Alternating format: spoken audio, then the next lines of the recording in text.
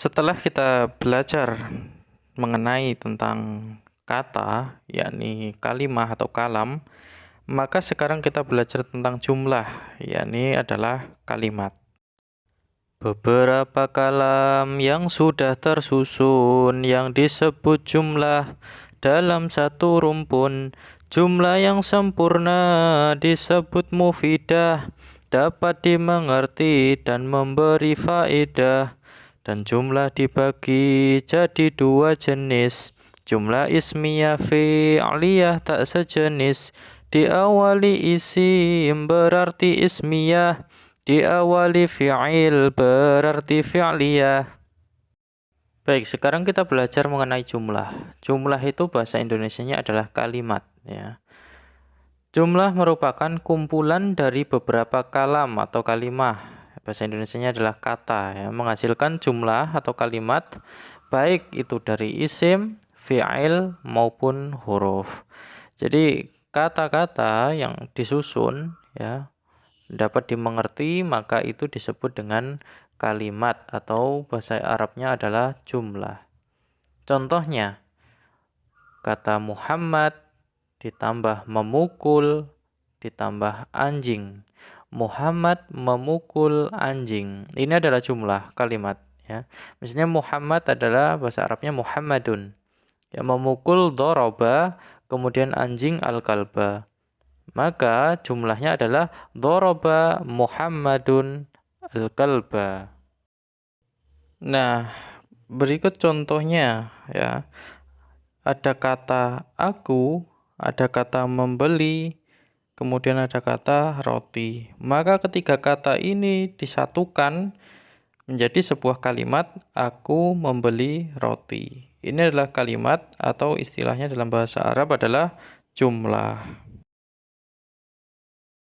Berikutnya, jumlah atau kalimat di dalam bahasa Arab itu dibagi menjadi dua. Jadi ada dua jenis kalimat dalam bahasa Arab. Yang pertama yang disebut jumlah ismiyah atau kalimat ismiyah. Kemudian yang kedua adalah jumlah fi'liyah atau kalimat fi'liyah. Yang pertama adalah jumlah ismiyah, ya. Jumlah ismiyah itu ada rumusnya, mubtada dan khobar jadi penyusunnya. Mubtada berupa isim yang ma'rifat, khobar informasi, mubtada yang tepat. Keduanya sama, tanda di i'rabnya dihukumi marfu, diakhiri dhammah.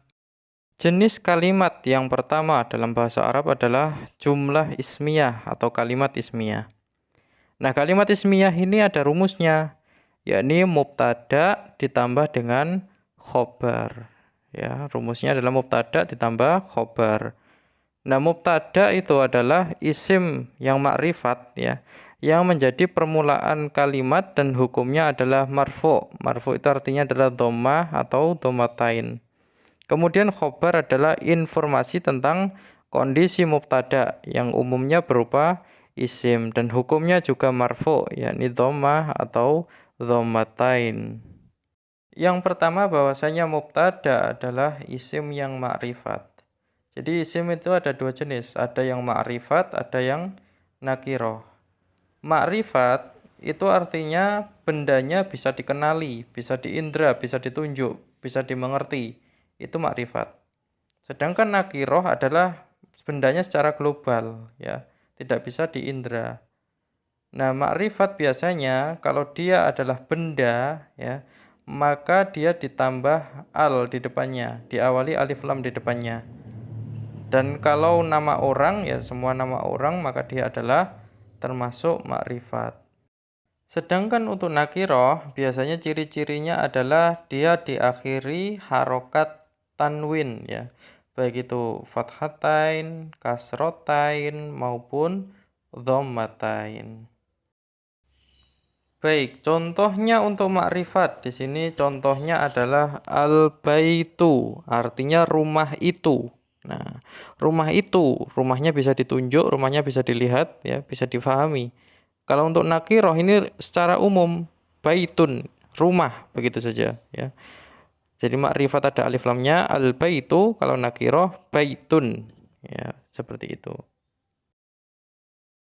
Berikutnya adalah khobar. Ya, khobar merupakan informasi tentang kondisi mubtada ya. Kabar ya, kabar, informasi. Dia menjelaskan kondisi mubtada'nya. Nah, contohnya di situ Aliyun Muslimun ya. Aliyun itu adalah mubtada ya. Kemudian Muslimun adalah khobar. Nah, Muslimun ini khobar menjelaskan kondisi Ali, bahwa Ali adalah seorang muslim. Contoh berikutnya Zaitun solihun ya. Zaitun itu adalah mubtada ya, mubtada. Kemudian solihun itu adalah khobar ya, menjelaskan kondisi bahwasanya Zaid adalah seseorang yang soleh. Kemudian contoh berikutnya al-qalamu jamilun, pena itu jamilun, indah atau cantik ya. Kemudian contoh lagi al-masjidu ba'idun, masjid itu jauh ya, khobarnya adalah jauh ya, menjelaskan bahwasanya masjidnya itu jauh. Nah, di sini ada yang penting yang perlu diketahui, bahwasanya hukum harokat akhir atau i'rab ya, harokat akhir itu ada 3. Yang pertama marfu atau rofa, kemudian yang kedua mansub atau nasab, kemudian yang ketiga adalah majrur atau jar. Marfu itu dhammah atau dhammatain, kemudian mansub itu fathah atau fathatain, kemudian majrur ya itu adalah kasroh atau kasrotain.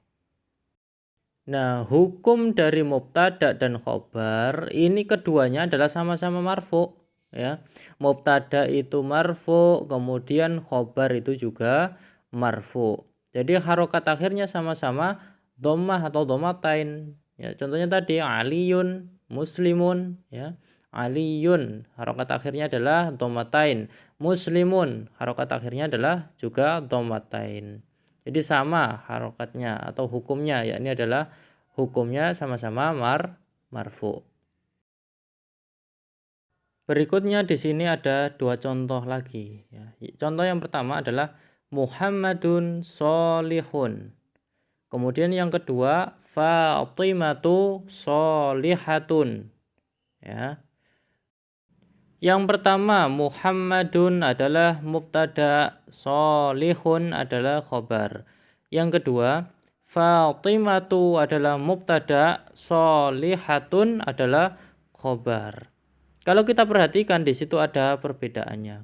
Ketika Muhammadun maka khobarnya adalah solihun. Ketika Fatimatu khobarnya adalah solihatun. Nah, ketika mubtada'nya dia adalah mudzakkar, maka khobarnya juga mudzakkar. Ketika mubtada'nya adalah muannas, maka khobarnya juga muannas. Ini termasuk ketentuannya. Baik, mungkin itu saja untuk pelajaran kali ini. Insyaallah akan kita lanjutkan pada pelajaran yang berikutnya. Walhamdulillahirabbil alamin.